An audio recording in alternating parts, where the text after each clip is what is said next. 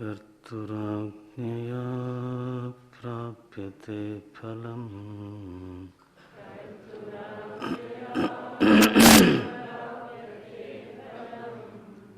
कर्म किं परं कर्म तज्जडम्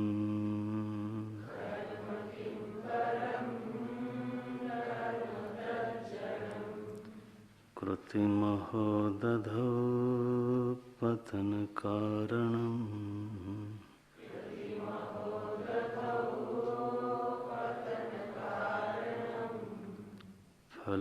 फलमशाश्वतं गतिनिरोधकम्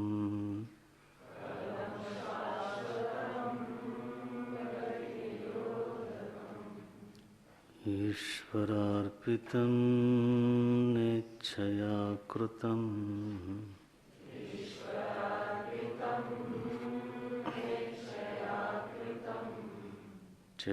चित्तशोधकं मुक्तिसाधकम्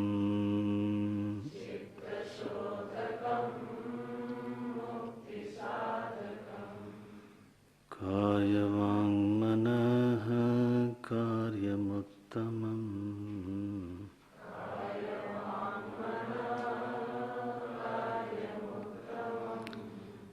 पूजनं जपश्चिन्तनं क्रमात्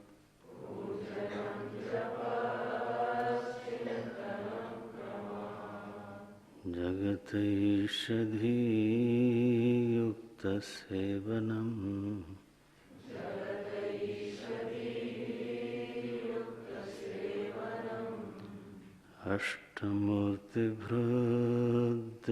अष्टमूर्तिभृद्देवपूजनम्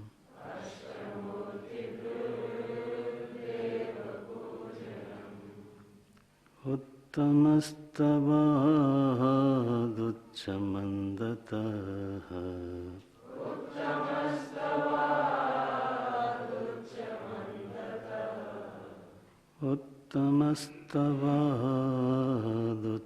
उत्तमस्तवादुच्चमन्दतः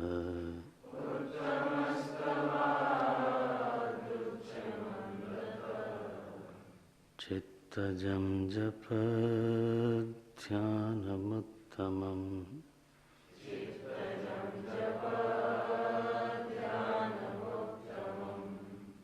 चित्तजं जपध्यानमुत्तमम्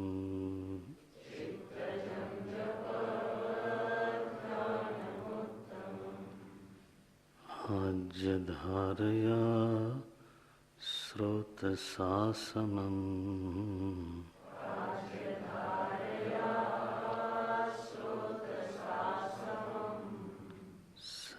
सरलचिन्तनं विरलतःपरम्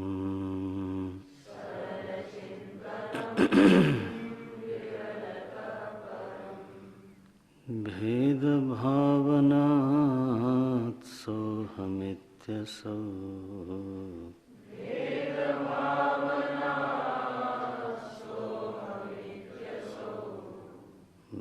भावनाभिदा पावनीमता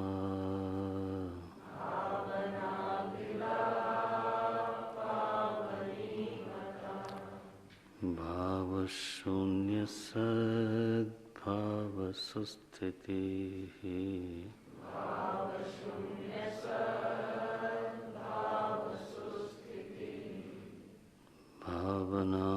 भावनाबलाद् भक्तिरुत्तमा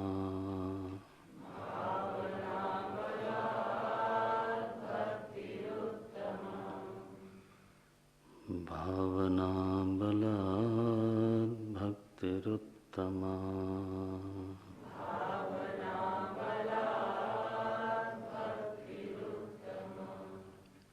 हृत्स्थले मनः स्वस्थता क्रिया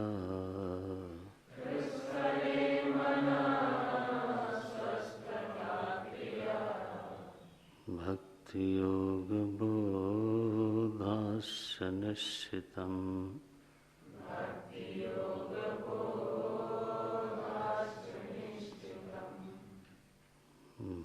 भक्तियोगबोधास्य निश्चितम्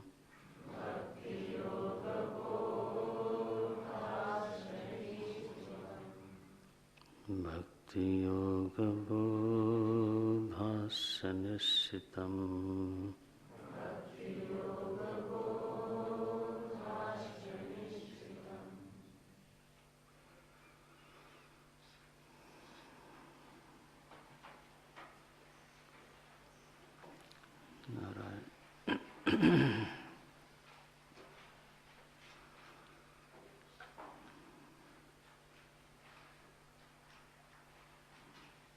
अपने भीतर एक भक्त को विकसित करने की बिल्कुल युक्ति संगत, विचार संगत, शास्त्र सम्मत अनुभूत साधना का रमण महर्षि निरूपण करते हैं।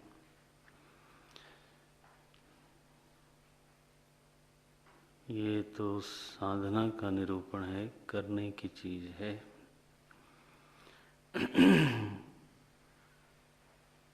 कल की मीमांसा में ये तय हुआ कि पहले प्रभु के साथ एक स्थान पे तो ममता सिद्ध होनी चाहिए।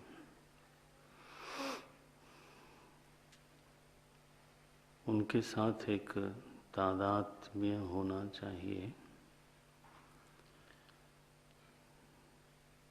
उनके साथ धीरे धीरे धीरे धीरे संबंध की अनुभूति प्रगाढ़ होनी चाहिए। तो वही हमारा संरक्षण करते हैं। उन्हीं से जो दुख है, तकलीफ है, वो कहनी है। उन्हीं के प्रति आभार व्यक्त करना है। तो उनसे बातचीत करनी है। तो इस तरह की जो प्रवृत्ति है, इस तरह का जो साधक का अनुष्ठान है, वो उसको धीरे धीरे भक्त बनाता है। आश्रय की अनुभूति होवे तो समर्पण करना आसान होता है। तो उनके सामने जाने पर अपने में सेवक भाव का अनुभव होने लगे, किंकर भाव का अनुभव होने लगे, तो साधना को बढ़ता हुआ समझना चाहिए। तो एक ममता, एक संबंधानुभूति एक स्थान पर, एक ही स्थान पर पहले सिद्ध होनी चाहिए, प्रगाढ़ होनी चाहिए। और इसके लिए एक नियम ले जीवन में कि पूजन करना है, तो वो एक निमित्त बनता है भगवान के सामने उपस्थित होने का। तो हम हाजिरी देते हैं। तो जब निमित्त बना, रोज उनके सम्मुख बैठना है, सेवा करनी है,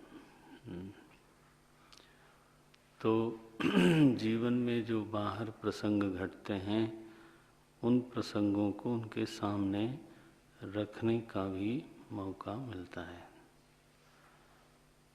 तो कई बार हम गलती कर बैठते हैं।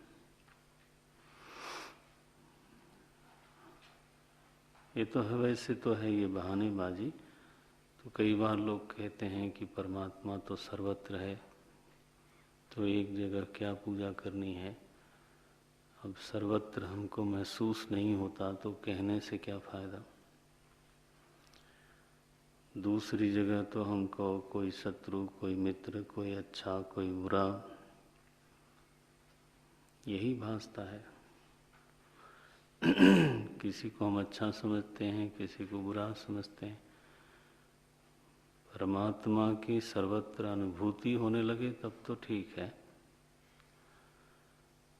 लेकिन अनुभूति होती नहीं हो और केवल सिद्धांत का उच्चारण कोई करता हो तो वो अपने साथ छल करता है, दूसरे के साथ नहीं। दुनिया कभी भी छली नहीं जाती। बहुत बड़े बड़े छलिया आए और मर गए। दुनिया नहीं छली जाती। ये हम लोग खुद ही को तो छलते हैं, खुद ही को ठगते हैं, तो साधन मार्ग से भ्रष्ट हो जाते हैं।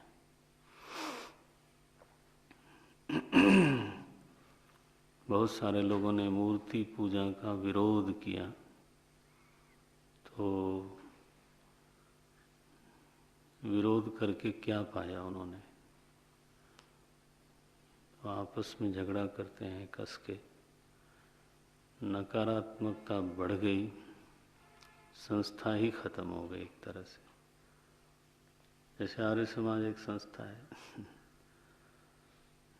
डीएवी न हो तो आर्य समाज तो खत्म। भी रस का जो स्रोत है वो आपने बंद कर दिया है ना।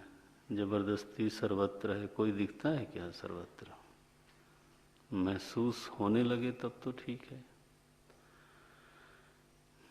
तो पहले ही छत पर चढ़ने के पहले ही सीढ़ी हटा दी, क्योंकि आखिर अंत में सीढ़ी हटानी ही है तो अभी हटा देते हैं।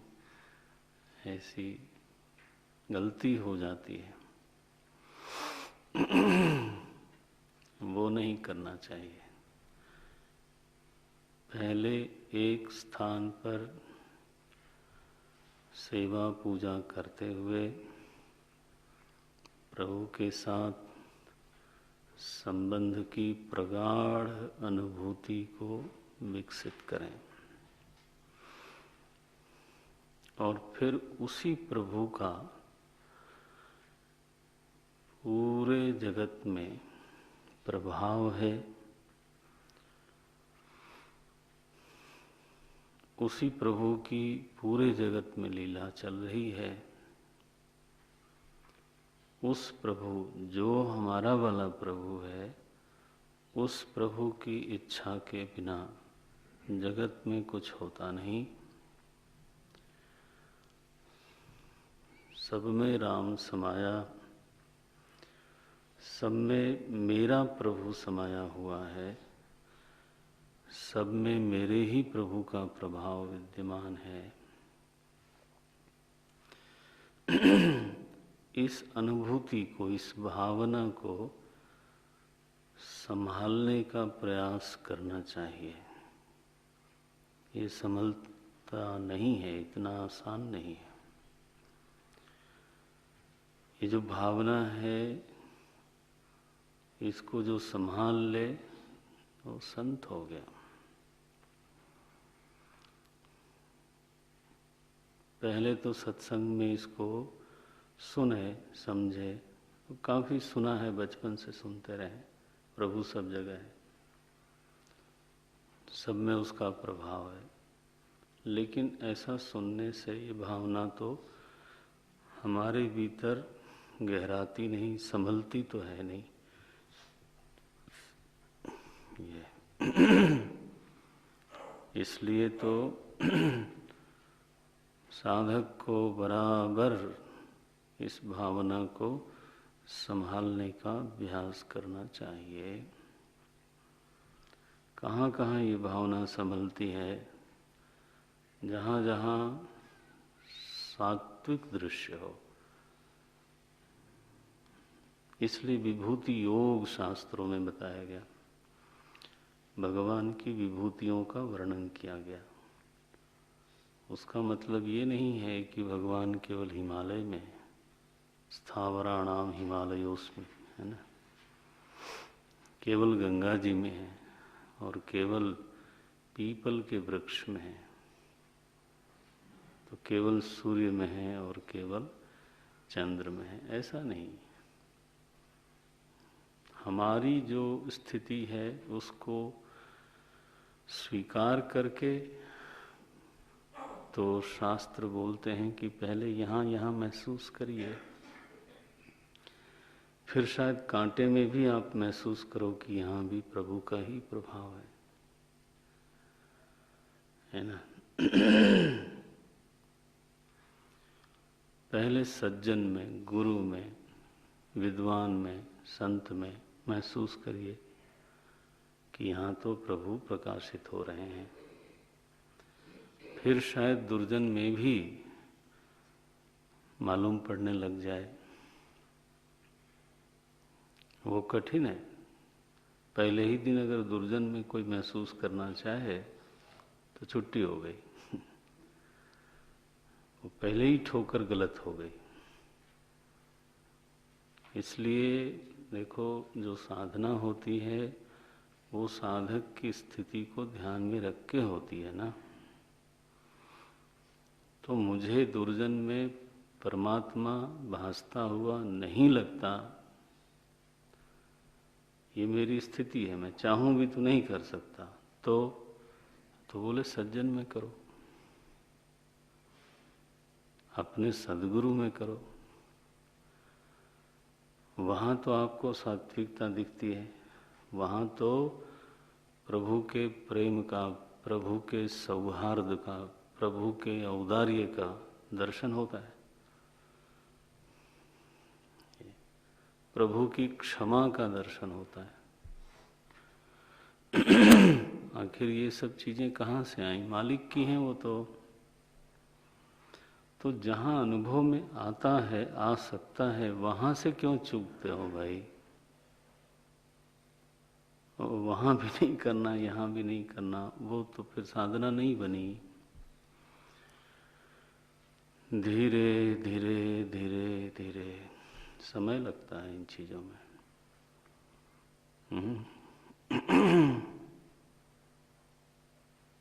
धीरे धीरे तो जगत ईषधि युक्त, धीरे धीरे मेरा ही प्रभु पूरे जगत में व्याप्त होकर के लीला कर रहा है, उसी के प्रभाव से सब दिखता है, उसी के प्रभाव से सब चलता है।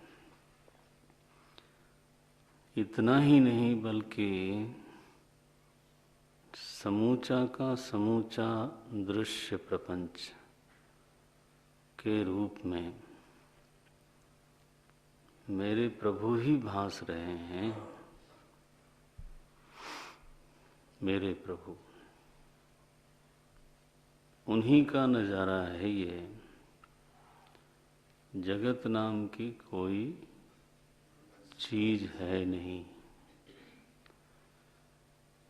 ये ऐसी किसी महापुरुष को दृष्टि प्राप्त हो जाए तो उसकी उपस्थिति इस धरती के लिए वरदान है।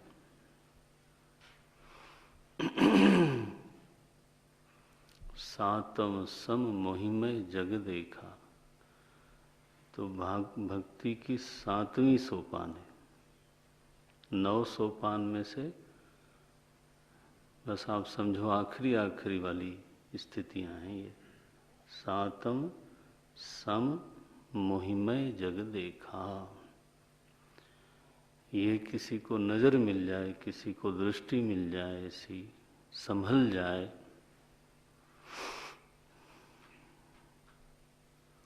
मोते अधिक संत कर लेखा। और जिसने ये दृष्टि दी उसके प्रति कितना आभार होगा। आभार उसको नहीं होता जिसको किसी ने दृष्टि तो दी लेकिन उसने ली नहीं, ली भी तो संभली नहीं। संभली नहीं तो कोई लाभ हुआ नहीं, वो किस बात का आभारी होगा?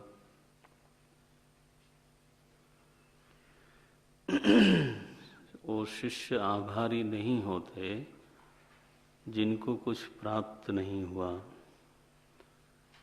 कदाचित प्राप्त हुआ किंचित तो संभला नहीं। वो शिष्य किस लिए, किस बात के लिए आभारी होंगे? तो ये बात समझने की बात है कि आभार की भावना तब होती है जब हमको कुछ मिलता है। भोजन कराने वाले ने भोजन दिया, हमने लिया नहीं, या लिया तो किया नहीं।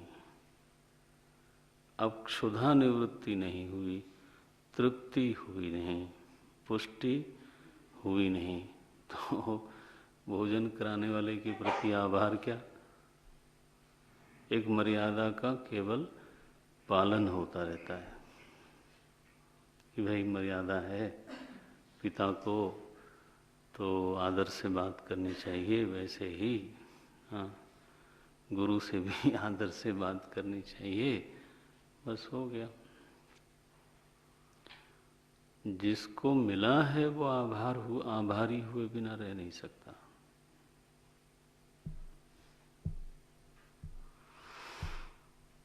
ये नाशुक्री जीवन, असल में बेचारे का कोई दोष नहीं है, उसको मिला नहीं तो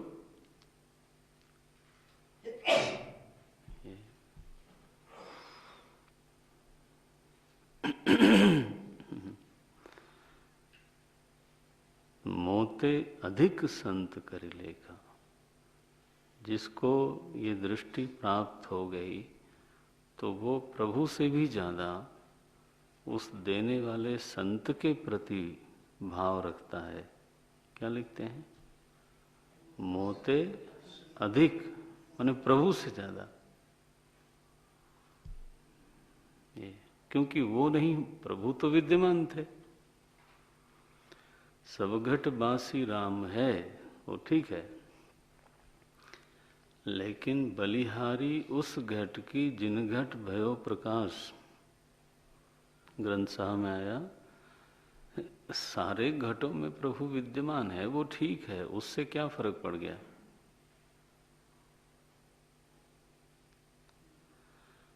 बलिहारी तो तब है ना जिस घट में प्रभु का प्रकाश हुआ, वहां महिमा है। बलिहारी उस घट की जिन घट भयो प्रकाश। तो ऐसी स्थिति में जगत ईषधि युक्त, ऐसी स्थिति में पहले दिन नहीं कोई पहुंचता, समय लगता है। जिस दिन ऐसी स्थिति में कोई पहुंच जाए वो तो तुलसी हो गया, वो कबीर हो गया, वो नानक हो गया।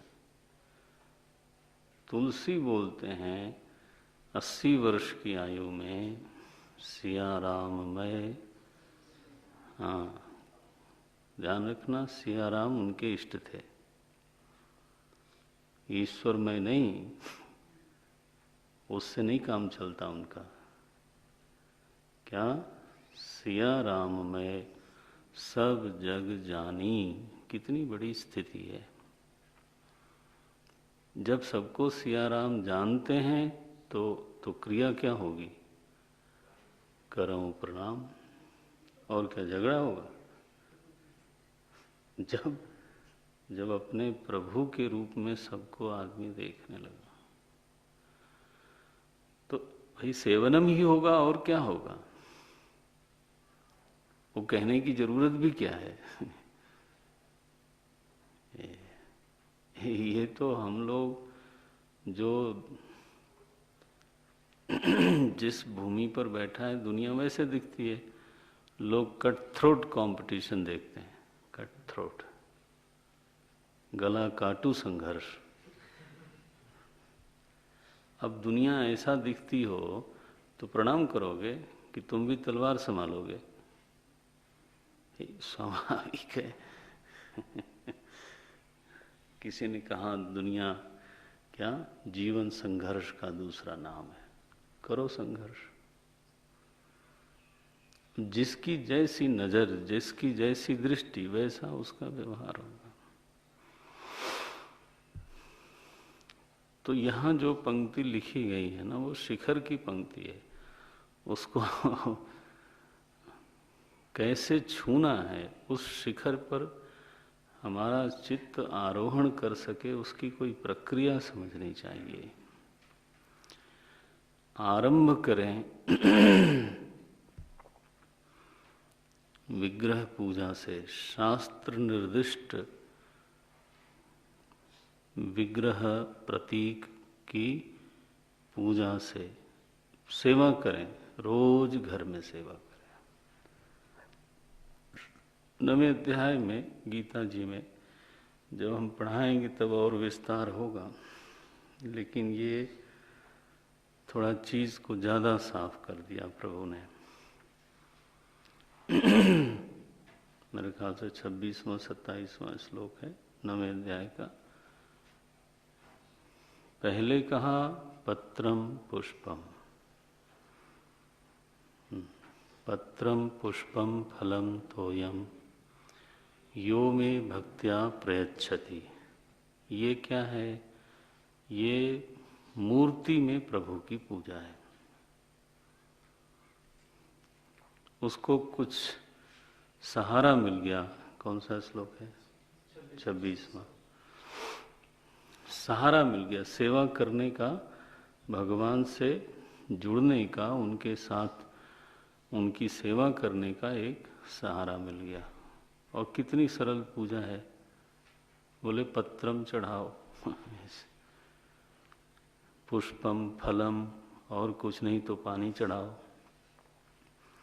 और शिवजी महाराज को तो कुछ चाहिए ही नहीं। एक लोटा पानी लिया, हर हर हर हर, बस हो गया पूजा। अभिषेक प्रिय शिव, उतना काम हो गया। लेकिन वो करो, भगवान ने कहा वो मैं ग्रहण करता हूं, अस्नामी। देखो, क्योंकि अंग पर जब कोई चीज चढ़ाते हैं आप, तो मिलती किसको है? अंगी को। वो तो नियम है। तो मूर्ख लोग ऐसा समझते हैं कि ये पत्थर पर पानी चढ़ा रहे हैं। है ना? पहले शास्त्रीय बातों को शास्त्री से, संत से सीखना चाहिए कि ये चीज क्या है, क्यों लगाई गई जीवन में।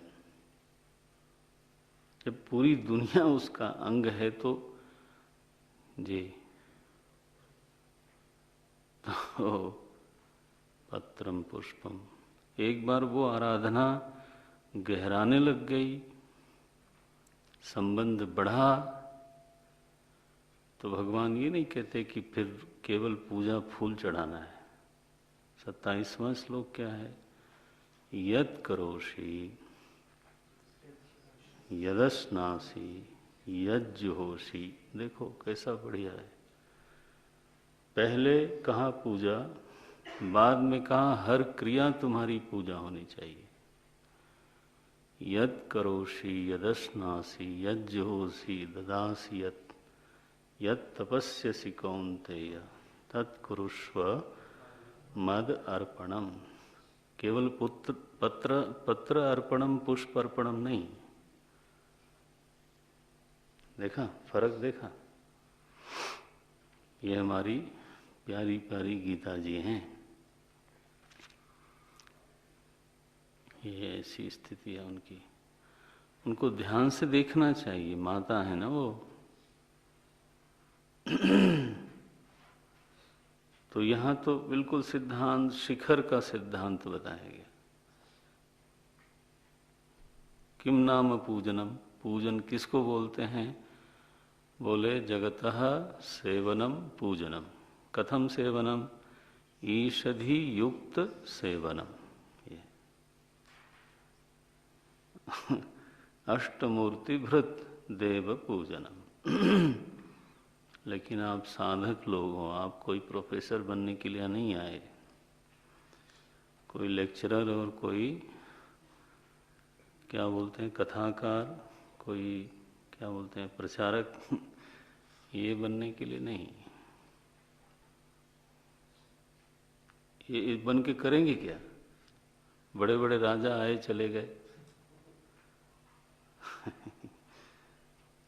आप साधक हो तो शायद दुनिया को कुछ मार्गदर्शन मिल जाए। केवल प्रचारक हो तो क्या करेगा वो आदमी? उसकी दृष्टि अपनी तरफ नहीं होती, उसकी दृष्टि हमेशा दूसरे की तरफ तो महाराज जी बहुत डांटते थे मैंने प्यार से बोलते थे, ये प्रचारक मत बनना कभी। एक बार बोले कि वृंदावन में कहो तो शाम को 50 प्रवचन करने वालों को बुला दो, 500 बुला दो, कमी नहीं है, घर घर में प्रवचन करने वाले हैं। तो बोले उससे क्या होगा?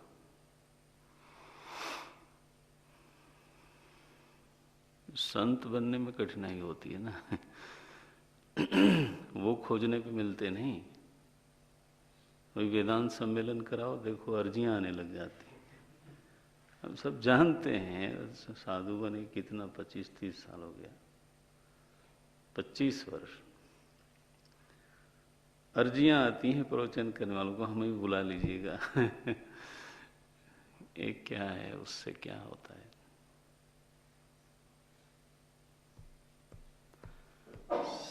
जो कहाँ है वो जीवन में धीरे धीरे साधने की जरूरत है, संभालने की जरूरत है, फिर बन जाएगा।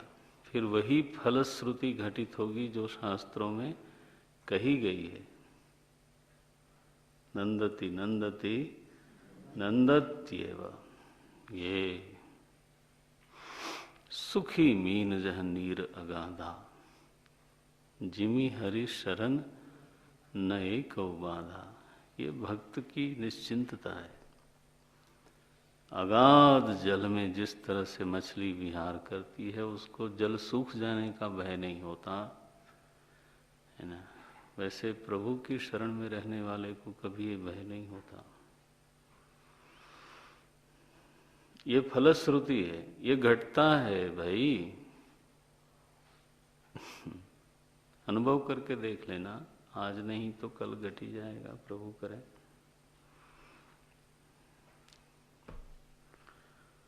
जगत ईषधि युक्त सेवनम, शुरू करना चाहिए साधन भजन। अष्टमूर्ति व्रत देव पूजनम। अब दूसरी साधना कहते हैं जप की, वाणी से जप की साधना।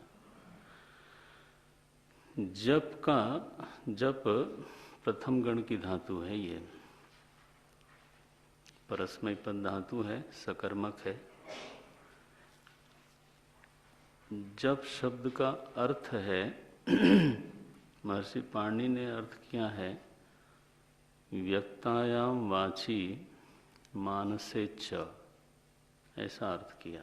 व्यक्तायाम वाची मानसे च माने व्यक्तवाणी से या फिर मन में। व्यक्तवाणी में, ये सप्तमी है, व्यक्तवाणी में या मन में किसी नाम या मंत्र की आवृत्ति करना जप है। ये तो हो गई जप की परिभाषा, किसी नाम या मंत्र की आवृत्ति करना। कहाँ? व्यक्तवाणी में या मन में, ऐसा दोनों का ही संग्रह किया है। व्यक्तायाम वाची मानसे च। और ये एक ऐसी साधना है अब कोई करे तो इसका जो सुपरिणाम है वो उसको दिखाई देगा। देखो जो साधना है, क्रियात्मक जो साधना है,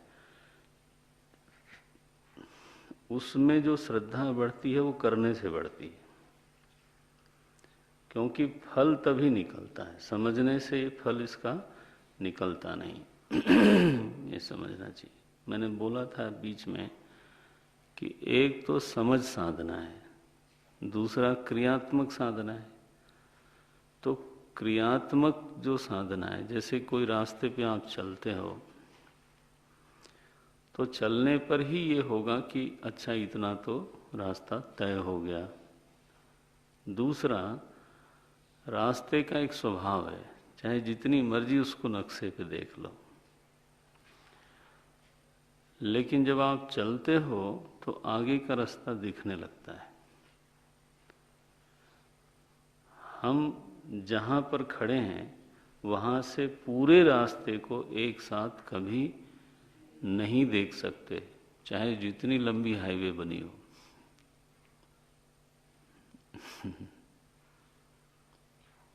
वो तो जब आप चलोगे, एक कर्म का रास्ता यही है। लौकिक कर्म का भी, अगर साधना की बात न भी करें तो लौकिक कर्म भी चलने से ही समझ में आता है, चाहे व्यापार हो, चाहे खेती हो, जो भी हो, सेवा हो, नौकरी हो।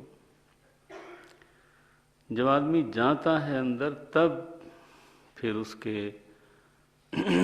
उसकी समस्याएं, उन समस्याओं का समाधान, वो सब धीरे धीरे धीरे धीरे मालूम पड़ता है। तो जब एक दूसरी साधना है, करने की है। किसी प्रवचनकार ने टिप्पणी की, बड़ी कठोर टिप्पणी की उन्होंने। बोले ये नाम बार बार दोहराने से क्या फ़ायदा। अब मैं वो नहीं बोलूँगा मंच से जो उन्होंने बोला था, तो बड़ा आपत्तिजनक कुछ बोला था उन्होंने।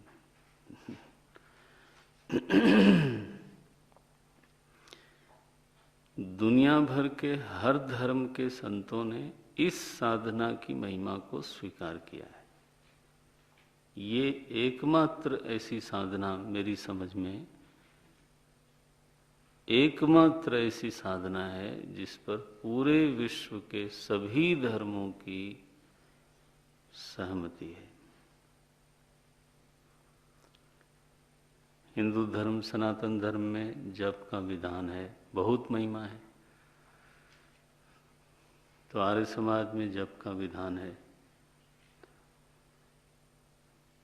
तो सिख धर्म में जप का विधान है, इस्लाम में जप का विधान है, पारसी लोगों में जप का विधान है, यहूदियों में जप का विधान है। मेरी जहाँ तक समझ है, अध्ययन है, ऐसा कोई धर्म इस धरती पर नहीं है, चाहे वो कबीर हो, चाहे गोरखनाथ हो, और चाहे वो परम सगुणवादी सूरदास जी और तुलसीदास जी हों। मत में भले चाहे भेद होवे, लेकिन जहाँ तक जप की बात है, सब लोग जप करते हैं। नानक नाम कमाई मांगे। नानक देव ने तो कहा कि मुझे और कमाई चाहिए नहीं, मेरी पूंजी बढ़नी चाहिए। नाम कमाई मांगे, बोले नाम की कमाई। तो ये कोई कॉन्फ्रेंस में थोड़ा तय हुआ था, सारे धर्मों की कॉन्फ्रेंस में, कि सब लोग जप किया करें। आफ्टर ऑल सभी महापुरुषों को अनुभूति हुई होगी कि ये बड़ी ही कारगर साधना है, सार्थक साधना है, करने वाला अवश्य ही लाभान्वित होता है। इसलिए सबने कहा जप करो। इसके पीछे चिंतन क्या है उसको जरा समझ लें पहले। देखो, नाम का एक प्रभाव यह है कि नाम अपने नामी से हमारे मन को जोड़ता है, और यही भक्ति में हमको चाहिए, यही उद्देश्य है। अगर मैं बोलूं कि आशीष नहीं है, क्यों नहीं है मुझे मालूम नहीं, आ गया फिर से हैं? हाँ, वो दो रिक्त स्थान दिखाई देते हैं। तो अच्छा, आपका मन जुड़ा कि नहीं इन दोनों लोगों से? मैं तो कोई पूछने के लिए नहीं पूछ रहा था। आपका जो दृष्टांत है वो साक्षात देखो उसको।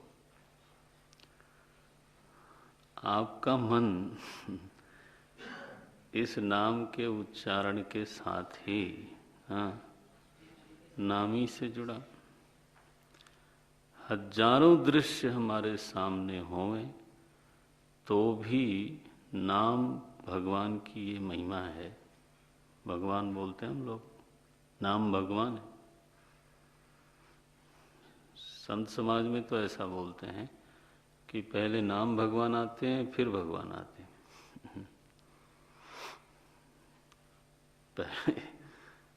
तो ये जरूरी है।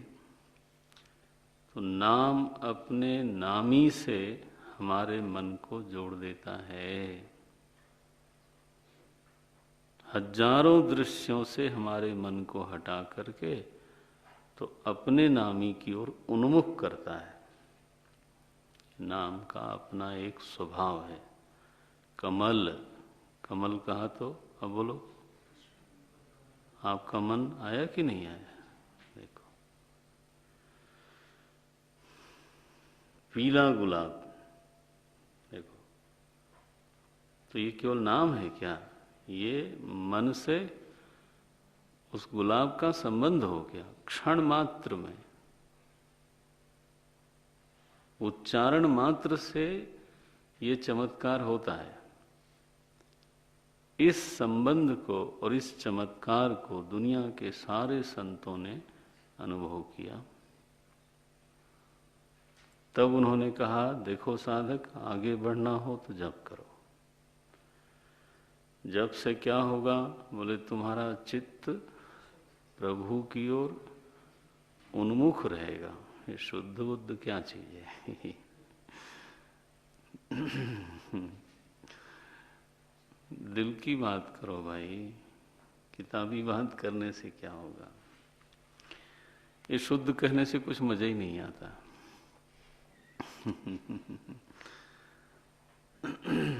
नहीं, प्रभु की ओर जो उन्मुख चित्त है वही निर्मल है, वही शुद्ध है, वही धन्य है। और उनसे जो विमुख चित्त है वो चाहे जितनी मर्जी आप उसको कुछ भी कह लो, लेकिन वो दुखी है, विकारी है। उसका सबसे बड़ा विकार यही है कि उसने प्रभु से अपने को अलग कर लिया। इससे बड़ी दुर्घटना और क्या हो सकती है? तो साधना तो इसलिए हुई कि हमारा हृदय, हमारा चित्त तो मेरे प्रभु की ओर निरंतर उन्मुख रहे, उन्हीं की ओर बहे चित्त वृत्तियों का प्रवाह मेरे प्रभु की ओर बना रहे। कुंती माता तो मांगती यही है। बोले जैसे गंगा जी समुद्र की ओर निरायास बहती रहती हैं, वैसे मेरी चित्त नदी निरायास आपकी ओर बहती रहे। बस इस उन्मुखता में बहुत बड़ा साधन है जप, बहुत बड़ा साधन है। कोई करे तो उसको प्रत्यक्ष हो जाएगा। ये नहीं कि अनुमान करते रहोगे, नो नो, एकदम प्रत्यक्ष हो जाएगा कि हाँ ये तो ऐसा है।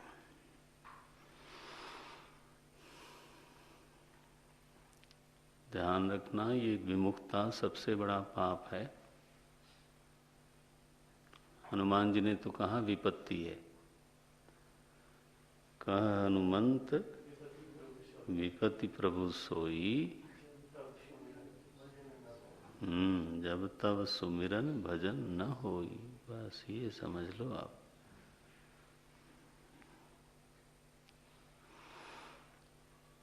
तो नामी का स्मारक होने के नाते नाम बहुत बड़ी साधना है। अब देखो, ये पहली बात तो मन में आ गई ना। अब जप नाम का होता है और जप मंत्र का भी होता है। तो अब ये दोनों में थोड़ा भेद है, तो धीरे धीरे विस्तार होगा, लेकिन आप समझ लें पहले। मंत्र देखो वैदिक होता है या पौराणिक होता है, तो वो उसका कोई ऋषि होगा, उसका कोई छंद होगा, उसका कोई देवता होगा, उसके अक्षर बिल्कुल नियत आनुपूर्वी सहित होंगे। उसमें थोड़ी विधि की प्रधानता भी हो सकती है, उसमें शुचिता की मांग भी हो सकती है, उसमें ये भी विधि हो सकती है कि इस अवस्था में उसका जप नहीं करना है, करना है, लाइक दैट। उसमें विनियोग भी होगा, उसमें न्यास भी होगा। माने उसको अगर करना हो किसी को विधि पूर्वक, तो उसमें विधियां विद्यमान हैं। ध्रुव जी को देवर्षि नारद ने ओम नमो भगवते वासुदेवाय ये मंत्र दिया, ये नाम नहीं है। क्या है ये मंत्र है। देखो ये ओम नमः शिवाय मंत्र है ये। हंग हनुमते नमः मंत्र है ये। हम देखो हंग का अर्थ क्या है, बोले अर्थ क्या है, ये वेद का मंत्र है, बात खत्म हो। ऐसे मंत्र में ध्वन्यात्मक प्रभाव भी होता है। कैसा? ध्वन्यात्मक प्रभाव होता है, एक लय होती है उसमें, क्योंकि छंद एक लय की मांग करता है। जैसे गायत्री मंत्र आप बोलते हो तो उसमें एक लय है, ध्वनि की एक तरंग बनती है। जब आप बार बार उसी लय में जप करोगे तो धीरे धीरे धीरे धीरे, अगर पहले ही दिन नहीं, दीर्घ काल तक कोई तीव्रता से जप करे तो कहते हैं कि तो रक्त की वही लय हो जाती है, प्राण की वही लय हो जाती है हमारे भीतर।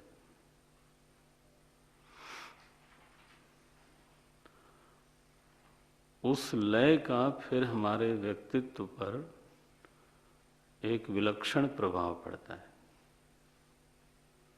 आपको मैं क्या सुनाऊं, आप तो नोट में लिखने वाली बात नहीं है, लेकिन महाराज जी बोले कि मैं किसी का चेहरा देख के बता सकता हूं कि ये किस मंत्र को जपता है।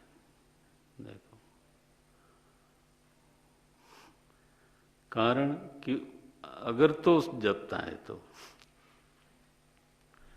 कारण कि लय जब बनी भीतर, प्राणों में वही लय बन गई, रक्त संचार में वही लय बन गई, तो धीरे धीरे तो मुख पर भी कोई विशिष्ट छवि प्रकट होती है।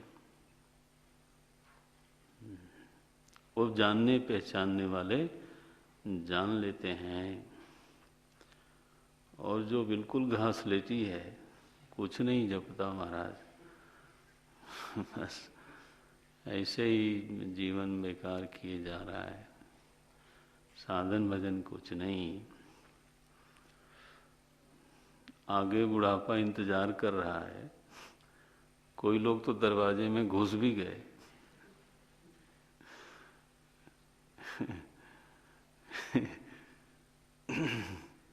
चला चली का खेला, कोई गठरी बांध सिधावे, है ना। कबीर बोलते हैं कोई कोई तो चले गए, तो किसी की पैकिंग हो रही है, गठरी बांधी जा रही है, और किसी ने गठरी उठा ली है। तो कबीर को दुनिया ऐसी दिखती है कि बस चले जा रहे लोग। कोई घुस गया, कोई गठरी उठा चुका है, कोई बांध चुका है, कोई बांध रहा है। किसी की बिखरी हुई है। ये नौजवानी में लोगों को लगता है ना कि हम कभी बूढ़े ही नहीं होंगे।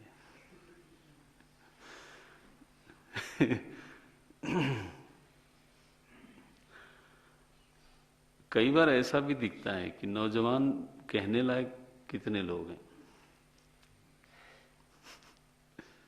क्योंकि वो पहले ही बुढ़ापा महाराज दर्शन होने लग जाते हैं, तो फिर क्या किए।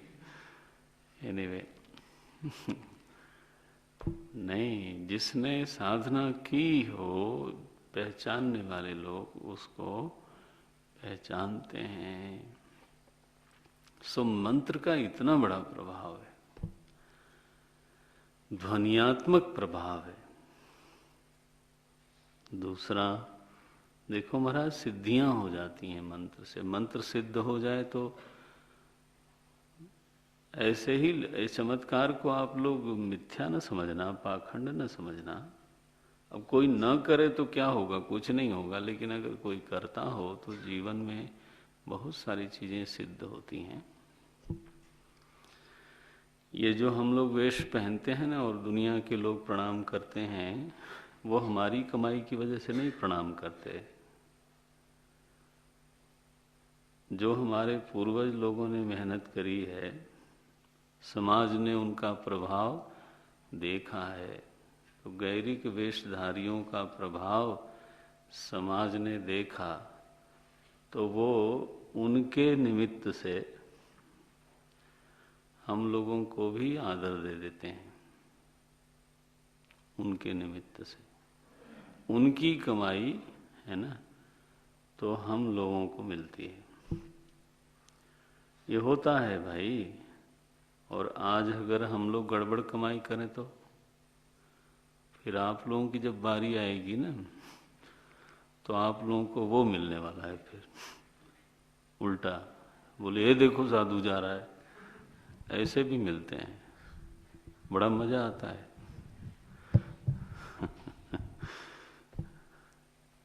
जब यहाँ आपसे मैं बात करता हूँ या यहाँ कोई भी मेरे से बात करता है, तो एक बैकग्राउंड के साथ बात करता है। आश्रम की चार दीवारी में एक संदर्भ बना हुआ है ना। जब मैं ट्रेन में बैठता हूँ, वहाँ कोई बैकग्राउंड कोई देखता नहीं। बोले ये लाल कपड़ा, गैरिक भी नहीं, बोले ये गेरुआ वेशधारी है, लाओ इसको। फिर तो अभी हम जा रहे थे दिल्ली, तो अश्विना साथ थी। उसको बड़ा आश्चर्य हो। मैंने कहा ये तो 10 साल से देख रहा हूँ, नहीं बल्कि ज़्यादा। फिर वही लोग हमारा बैग उठाते हैं जो शुरू में बहस करते हैं, क्योंकि भीतर तो चीज़ अच्छी है, केवल बाहर धूल पड़ जाती है ना थोड़ा, तो बातचीत होते होते थोड़ा साफ हो जाता है।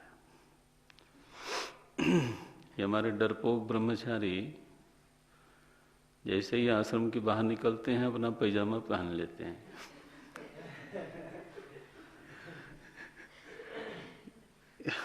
डरपोक हैं, उनको मालूम है कि कहीं कुछ कहने दे, कह दे भाई। anyway, तो महापुरुषों ने साधना की, उसका प्रभाव उनके जीवन में आया, लोगों ने देखा। वो कोई मिथ्या वस्तु नहीं, कोई पाखंड नहीं है। हाँ, आप करके देख लो। न्यास से ही सिद्धियां हो जाती हैं। नारायण। सो मंत्र का तो ये प्रभाव है। दूसरा प्रभाव मंत्र का क्या है? तो मंत्र का एक अर्थ होता है मंत्रणा करना। देखो,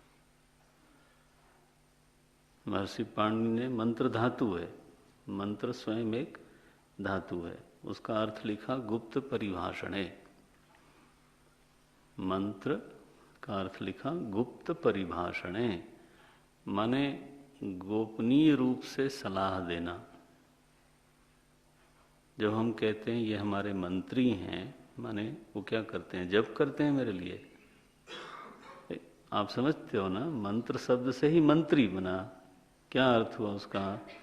कि वो हमारे लिए सोचते हैं, फिर हमको मंत्रणा देते हैं, सलाह देते हैं। ये अब आपको दूसरा अर्थ मेरे ख्याल से दिखने लगा होगा। तो जो मंत्र है उसमें सारा चिंतन जो आपने श्रवण किया, मनन किया, उस श्रवण मनन का जो निचोड़ है ना, निचोड़, वो उस मंत्र में संपुटित करके रख दिया गया। उसको ऋषि ने देखा। ओम नमो भगवते वासुदेवाय। तो ऋषि को अब आपने श्रवण क्या किया कि सारी सृष्टि ब्रह्म मात्र है, ब्रह्म सत्यम, ब्रह्म वस्तु सत्यम, तदन्यत सर्वम ओम नारायण। श्रवण किया, अब मनन करते रहेंगे, जीवन भर श्रवण भी करते रहेंगे। ओम नमो भगवते वासुदेवाय ये मंत्र है, इसका अर्थ क्या है? कि यो देवः वासयति सर्वान् स वासुदेवः। एक कोई देव है, देव माने चेतन होता है, द्योतनात् देव, जो चैतन्य सत्ता समूचे दृश्य प्रपंच को आच्छादित करके बैठी है, समाई हुई है, उसका नाम है क्या? वासुदेव। ये देखो,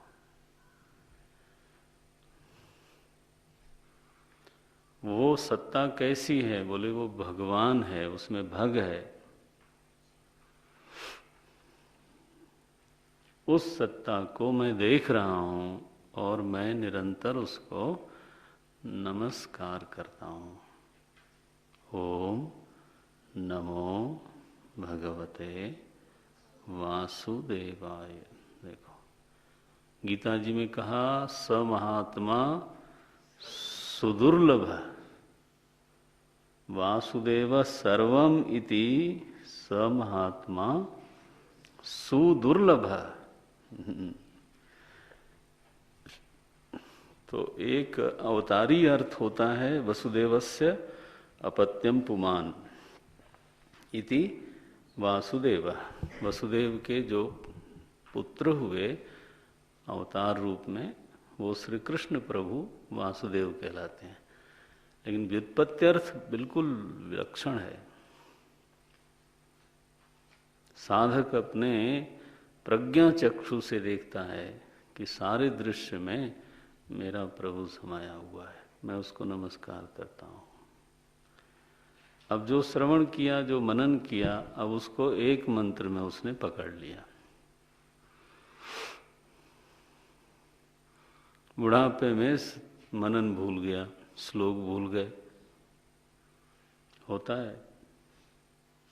अच्छी अच्छी बातें, विचार कई बार नहीं आता, लेकिन ये जो मंत्र है ना, मैंने देखा है महाराज, शैया पर पड़े हुए मरीजों को वो पकड़े रहते हैं बिल्कुल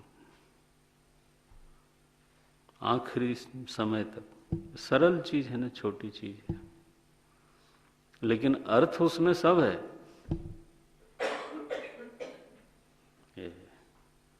इसको मंत्र बोलते हैं, जो आपको मंत्रणा दे। किस बात की? जो आपने सुना, जो आपने सर्व वेदांत में सुना, तो उसकी मंत्रणा वो छोटे से सूत्र में दे देता है। देखो, नमः शिवाय। कोई अमंगल तत्व इस सृष्टि में है नहीं, ये बड़ी दृष्टि है। बोले बुरा अच्छा, बोले ये सब बकवास बंद करो। शिवजी महाराज हर जगह छाए हुए हैं। अरे बोले दुर्घटना हो गई, उसमें भी शिवत्व है। वो मर गया, बोले बहुत अच्छा हुआ, इससे बढ़िया कुछ नहीं हो सकता था। क्यों? ताजा शरीर मिलेगा। ये चादर पुरानी हो गई थी, जिधर देखो उधर से फट जाती थी। महाराज जब शुरू हो जाता है ना, ये जो चादर है जिसको ओढ़ के महाराज बैठे हुए हैं, आपको तो चादरें दिखती है। जो इस चादर में छिपा हुआ है वो तो दिखता नहीं जल्दी। तो कबीरा चादर भई पुरानी, बोले ही तो चादर पुरानी हो गई, अब जिधर से देखो उधर से फट जाती है। बड़ा संभाल संभाल के चलना पड़ता है, नहीं तो पता चला कि चल रहे थे और पैर इधर से उधर हुआ। ले गए हॉस्पिटल, पता चला फ्रैक्चर है। कभी सर्दी बढ़ गई तो कुछ घट गई, तो जैकेट उतार दिया, बस फिर कुछ। आप समझते हो ना, जब चादर पुरानी हो जाती है तो बड़ा संभालो, फिर भी कहीं थोड़ा सा जोर पड़ा बस, तो ये शरीर ऐसा हो जाता है महाराज। कभी दांत, कभी आंख, कभी कान। अब मर जाए तो क्या फर्क, नई चादर मिले बढ़िया वाली, अब पैसा जुटा रखना, नहीं तो नहीं मिलेगी। कमाई चाहिए उसके लिए, कर्म की कमाई चाहिए। कर्मन की सूत और डोरी, वो पद उठ नहीं रहा है। कबीर बोलते हैं कर्मों का सूत लगा हुआ है इस चादर में। इस चादर में जो धागे हैं किसके? कर्मों के हैं। ये चादर ऐसे ही बिनती है, सत्कर्म जन्यई। ये जो आप पढ़ते हो ना, उसको संतों ने देहाती भाषा में लिखा, पहले पचाया फिर लिखा। उनका हाजमा ठीक था महाराज, हम लोगों का पचता ही नहीं, उल्टी कर देते।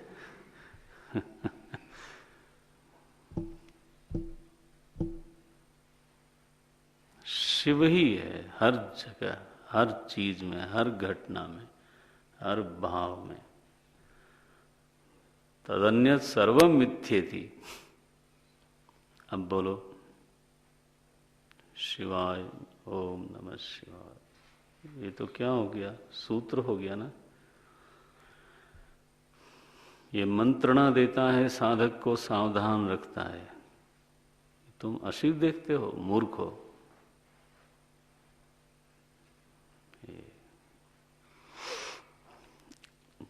ये नमः शिवाय कह करके इस बात के चक्कर में न पड़ना कि शिव जी की मूछ थी कि नहीं थी। ये महाराज देहवादी लोग, क्या बताऊं मैं, वो तत्व की बात नहीं करेंगे। खुद देह बने बैठे हैं, भगवान को भी जरूर। एक फोटो आया तो उसमें मूछ लगा दी, एक फोटो आया दाढ़ी लगा दी, एक आया तो बोले बिल्कुल नहीं, सफा चट। किसी ने कहा महाराज ये क्या होता है, आप बताओ कैसे हैं? अब बोले महाराज दाढ़ी कभी बन भी सकती है, उसमें क्या है कोई। क्यों इसके चक्कर में पड़े रहते हैं? हनुमान जी की पूंछ कितनी बड़ी थी, अब नापो ले जाकर के। वो ज्ञानी नाम अग्रगण्यम नहीं समझना है ना। तो ये मंत्र जप का अभिप्राय होता है मंत्रणा। दो अर्थ हमने बोले आज, ध्यान में रह जाना चाहिए।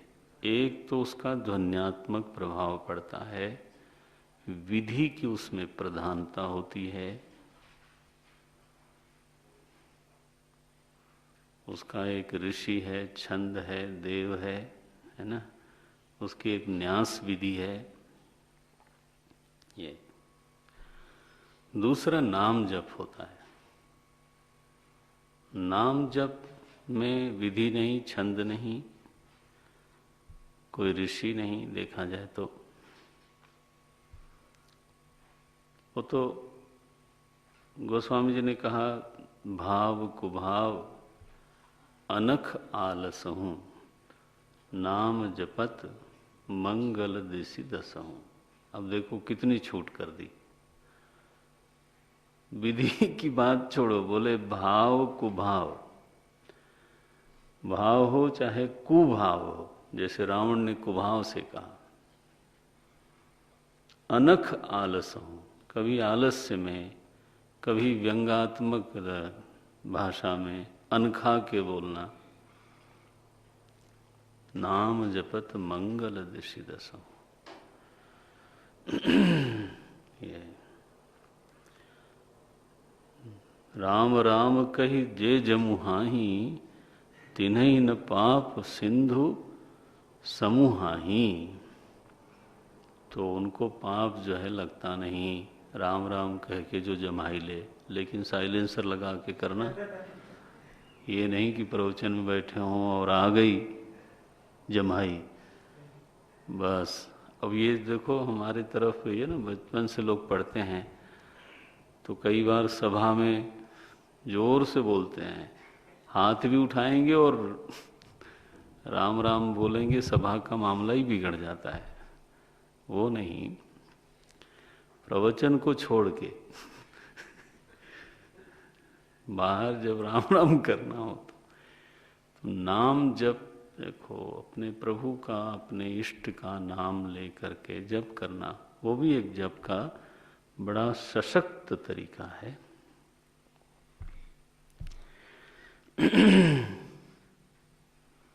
तो ये दो जप के विषय बन गए आपके, मंत्र और नाम।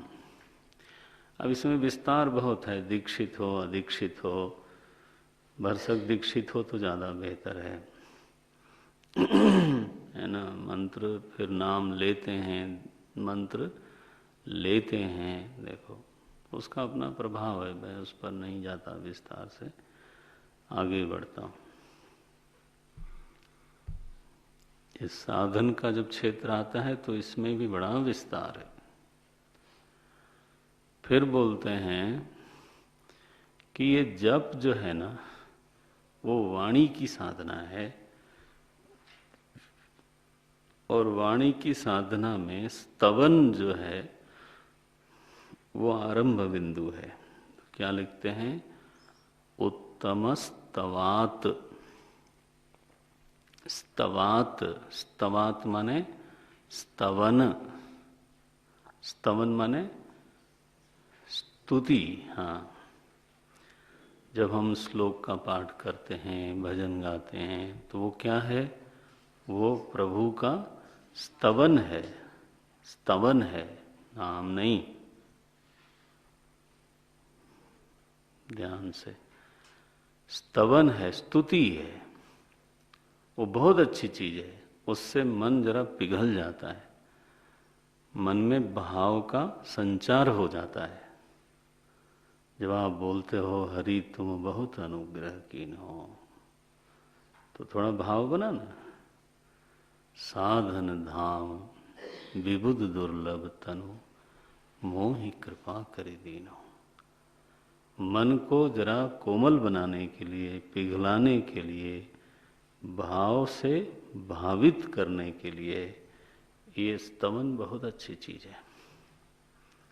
वो श्लोक में करो चाहे अपनी मातृभाषा में करो, लेकिन भाव उससे बनना चाहिए। अब पता चला कठिन श्लोक में किया और समझ में एक अक्षर नहीं आया, हरिओम तत्सत, फिर नहीं मजा आएगा। फिर तो एक पुण्य जरूर होता है उसका। अपनी भाषा में कहो तो स्तवात बोले, लेकिन रमण महर्षि बोलते हैं, लेकिन साधक लोगों सुनो, स्तवन से श्रेष्ठ है, श्रेष्ठ है माने सूक्ष्म है, ज्यादा कारगर हो जाता है क्या? उच्च मंदतः चित्तजम जपः। देखो 4 चीज बताई। पहला है स्तवन, फिर कहा स्तवात, पंचमी विभक्ति है, स्तव की अपेक्षा, स्तुति की अपेक्षा। जपः उत्तमः, जप उत्तम है। बोले महाराज ये जप कैसा? बोले उसमें भी 3 विभाग हैं, उच्च जप, मंद जप और चित्तज जप। ये उच्च मंदतः चित्तजम जप। तो आरंभ में असल में ये उत्तम उत्तम जब बोल दिया जाता है तो साधक लोग सबसे पहले उत्तम वाला ही पकड़ना चाहते हैं। किसी ने कह दिया कि वेदांत में पूछा, वेदांत में महाराज सबसे बढ़िया सर्वश्रेष्ठ ग्रंथ कौन है? लो, अब जब कोई ऐसा पूछता है तो मुझे मालूम पड़ता है कि ये क्यों पूछ रहा है। ये इसलिए पूछ रहा है कि बाकी कुछ नहीं पढ़ना चाहेगा, सीधे हाँ। अब हमने अगर कह दिया मांडुक्य कारिका अथवा ब्रह्म सूत्र, कहाँ मिलती है? कहाँ मिलती है? विनीता जी के पास जाओ, मिल जाएगी। तो गए, ले आए, समझ में 2 कौड़ी की चीज नहीं आई।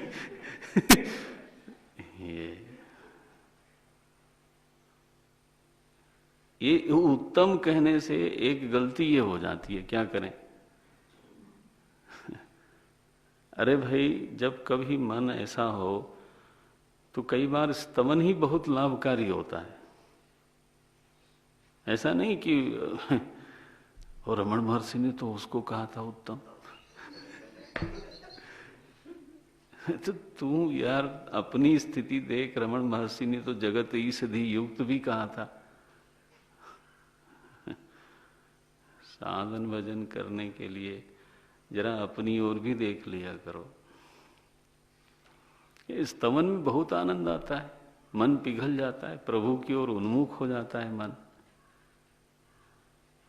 फिर उच्च जप करो। कभी देखो, अब मंद जप में नहीं मजा आ रहा है तो उच्च करके देखो, मन लग जाता है।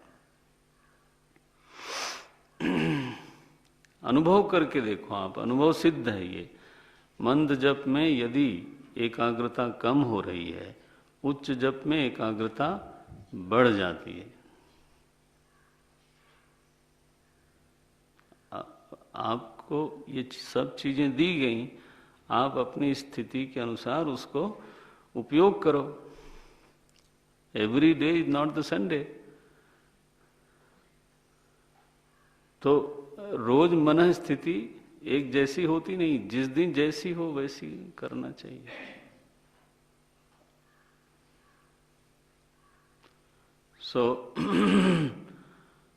उच्च, फिर मंद, फिर आया चित्तजम जप, चित्तज जप, चित्त से मानस जप जिसको बोलते हैं। वो क्या है? बोले चित्तज जप में अगर कोई समर्थ हो रहा हो तो मैं उसको कहता हूँ वो तो ध्यान कर रहा है।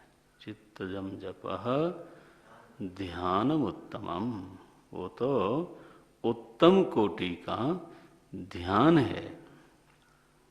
वाह, तब तो मैं सीधा वही करूंगा। ये कर सको तो कोई आपत्ति नहीं है, लेकिन वो होता नहीं और स्तवन करते नहीं, ये तो मामला गड़बड़ है। कुछ तो करना चाहिए ना, भजन तो होना चाहिए। तो देखो, जप में आवृत्ति है, नाम की या मंत्र की। मंत्र का ध्वन्यात्मक प्रभाव भी है और विचारात्मक प्रभाव भी है। नाम में यह सामर्थ्य तो निश्चित रूप से है कि वह हमारे मन को अपने नामी से जोड़ता है, हमारे मन को नामी की ओर उन्मुख करता है। मंत्र भी करता है, लेकिन मंत्र में फिर दो प्रभाव और दिखाई देते हैं। क्या? ध्वन्यात्मक और विचारात्मक। ये उस जप में स्तवन से आरंभ करते हैं। ध्यान रखना, श्लोक का भी जब लोग आवृत्ति करते हैं तो उसको भी शास्त्र में जप कहते हैं। ये जब आप पुरुष सूक्त या नारायण सूक्त पढ़ते हो तो उसको भी लोग जप कहते हैं, शास्त्र में ऐसा वर्णन है। ये तो स्तवन हुआ, फिर उच्च जप हुआ, फिर मंद जप हुआ, फिर चित्तज जप हुआ। ये विधि है। थोड़ा कल और चर्चा करनी पड़ेगी इस पर और फिर आगे बढ़ेंगे। ओम